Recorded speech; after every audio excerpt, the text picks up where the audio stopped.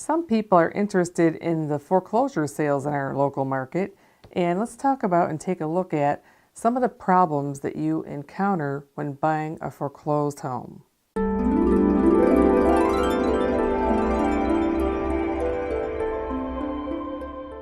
Hi, I'm Kelley Knitz of the Kelley Knitz Team. Thanks for joining me.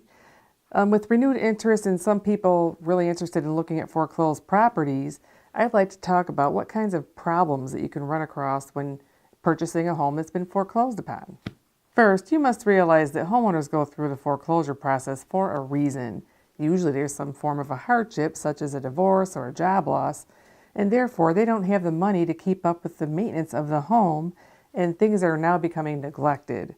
I'm referring to things such as changing the filter system and the heating system, getting that serviced, and maybe if there's a leak in the roof and there's moisture that's occurring and they just don't have the money to get the roof fixed.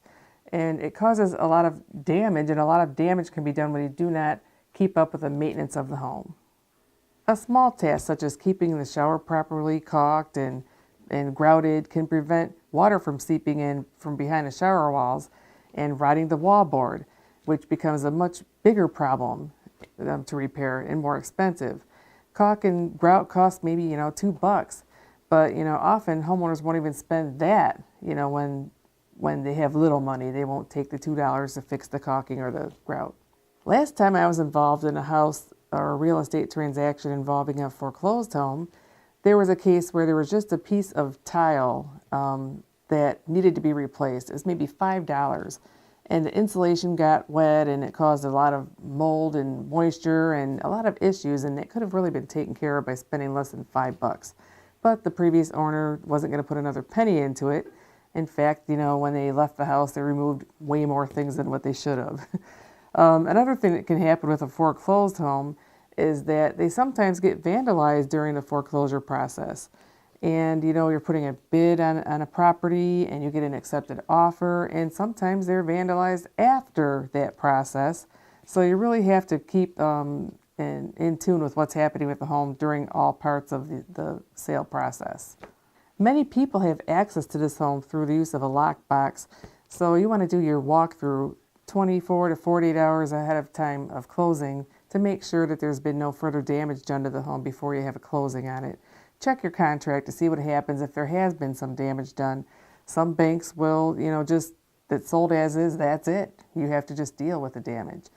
Also, I would make sure that you have a survey done, at least a site survey, and most banks will do that for you, but just check to make sure that if a survey is not required, that you do have at least a site survey done. It's recommended even on cash deals. So if the buyer would have had a survey done before closing, they would have noticed that and could have taken care of that problem or talked to the neighbors ahead of time before that buyer had angry people coming at them when they were out at the property after they owned it already. Also, there could be problems with the survey when you do get a survey done, and which sometimes could delay a closing by up to 2 months, which could create a hardship. Maybe your lease is up and you need to get out, and you weren't expecting a 2-month delay, and it was just very inconvenient for everybody involved. There's also been problems with title work and deeds and those types of things that needed to be corrected before a closing could even take place. And finally, another issue that I was involved with was the wrong legal description was used for the property that was being foreclosed upon. And that whole process had to be done all over again, and the buyer lost the house, and a year later it was put back on the market, all because somebody had typed in the wrong legal description. So you have to be very cautious when you're buying a home that's been foreclosed upon, and I highly recommend an attorney be present, or you have an attorney review the process the whole way through. Anyway, I'd like to thank you for allowing me to share this information with you today.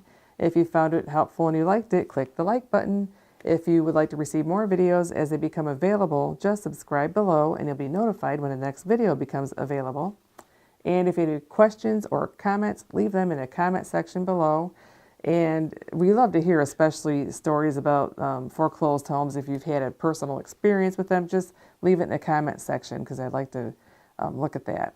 And finally, if you would like more information, click the information button in the corner and you'll be directed to the website, which has a lot of real estate resources for you. You can search for a home there, you can check out the blog, and there's tons of buyer and seller information there.